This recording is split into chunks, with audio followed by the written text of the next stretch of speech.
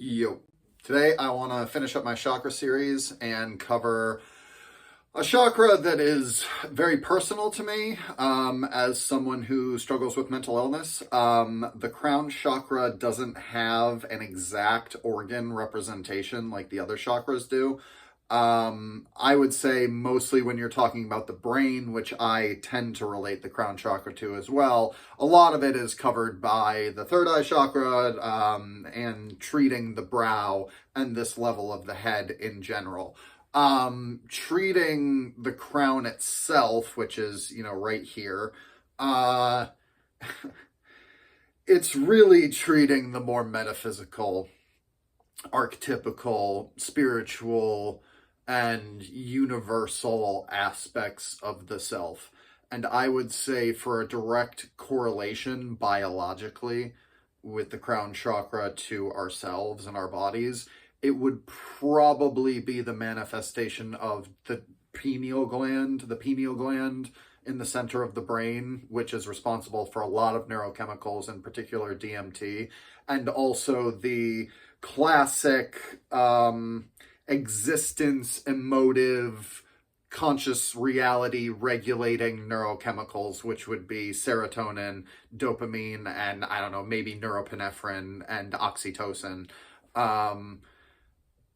Because these things are all intricately woven together, it's, even though there isn't a direct organ correlation between these aspects and our body, it is really beneficial that we can give help to them by treating this spot on the body.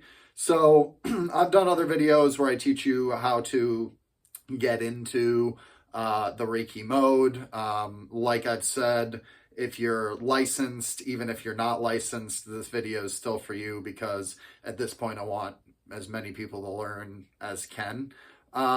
So, energy ball, base stance, get the energy flowing, deep breaths, clear your mind, focus on the one point of, oneness, yin and yang, that kind of thing that we've done before. If you need time, go ahead and pause the video and you can come back when you want to get to it. So I usually start the session right on the crown chakra. Sometimes I'll start with the temples just to get attuned to the person.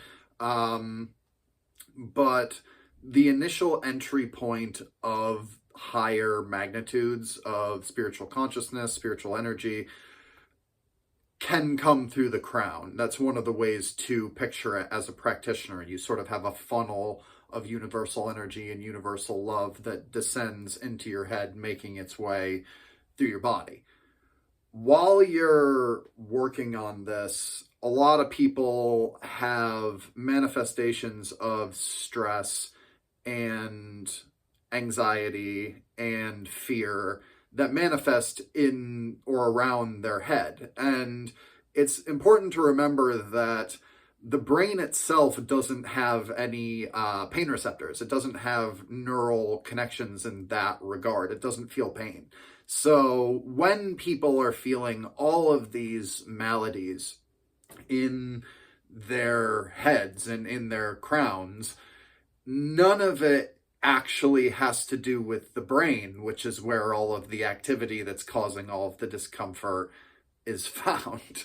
These manifestations of pain we have, migraines, headaches, things like that, unless it's caused by like an eye condition or a nasal inflammation or something like that, is caused by our conscious retention of the agony of the complexity of our lives and trying to process all of those complexities. And again, that includes our relationships, that includes our work, that includes our rent, that includes our bills, that includes society, that includes politics. All of these things are running through what is essentially a 5-pound processing system. And that system by itself, surrounded by the ego, surrounded by insistence on independence from nature and from spiritual aspects, is exhausting. And I'm not saying that in order to have more energy, in order to be spiritual, you have to, and have the capacity to break through that egocentric life into an understanding of what I would call the divine, which is to say the truth of archetypical, multifaceted metaphysical reality. Once you're able to do that, you can see and feel the complexity of your lives emotively, rather than sort of hiding from it in the shell of your skull. And by hiding from it, I mean insisting on the rat race of trying to keep up with everything. It's impossible. I mean, especially with the complexity of the world today. I mean, just go on the internet and take a look. Go on social media and take a look. Things are really intense out there. They're really complex. And there's no, there's no indication that things are going to get any less complex as the universe continues to reveal itself. I think that when it comes to how you interact with the world, how you feel about the world, how you feel about your interaction with the world, that is your spiritual life. And giving attention to that, and I don't mean thinking about it constantly, I mean giving yourself time to appreciate the epicness of your life. The epicness of it. And that is the archetypical nature of it. And when I say archetypical, I mean your modes of being that you inhabit as you go through the hero's journey of life. The warrior, the caregiver, the innocent, the orphan, the creator, the destroyer. All of these things reside within us. And if you're trying to just use your frontal lobe, your eyes, just only your eyes, your physical eyes, to determine and criticize and analyze and figure out everything without employing the higher natures of yourself in the task, it's going to feel exhausting.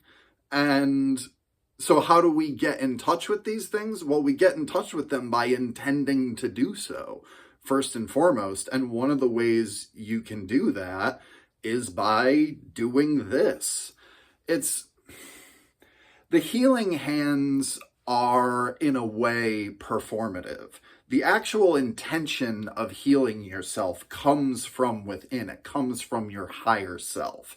And your higher self can be something you see through religion. It can be something you see through spirituality. It can be something you see through psychology. It can be something you see and experience just through the interpretation and understanding and interaction with other people. But there needs to be a connection. There needs to be some bond between you and your divine self, your spiritual self, your Atman, your soul. There needs to be an exchange of information between you, the one that's trying to figure it all out, and your soul, who eternally already does. And so this is a way that you can key into that, is by appreciating that at your highest point of your body, your temple, your soul, your crown, that is figuratively the position or the space from which you can receive eternal blessings, eternal knowledge, eternal guidance, and eternal vibes, like eternal good vibes and good energy. Remember, the love of mankind, the love of our species, the love of the universe has been flowing long before any of our bodies have, long before we ever got a migraine or a headache. That bounteous nature of the revelatory existence of reality as we consciously experience it, that's enough to get you through. And connecting with that and making sure that there's a part of you that is spending a little time here and there appreciating that and appreciating those heroic and mythological and archetypical parts of yourself, not necessarily in a book, not necessarily in a holy text, but through your life, and appreciating how epic this struggle is, if it's a struggle, and how amazing finding your way and keying into your spirit and keying into your bounteous nature, your bounteous revelation of truth, and seeing how far that can get you, and seeing how much joy in your life you can experience when your life is about that, rather than just hiding in a shell of ego and pride and fear.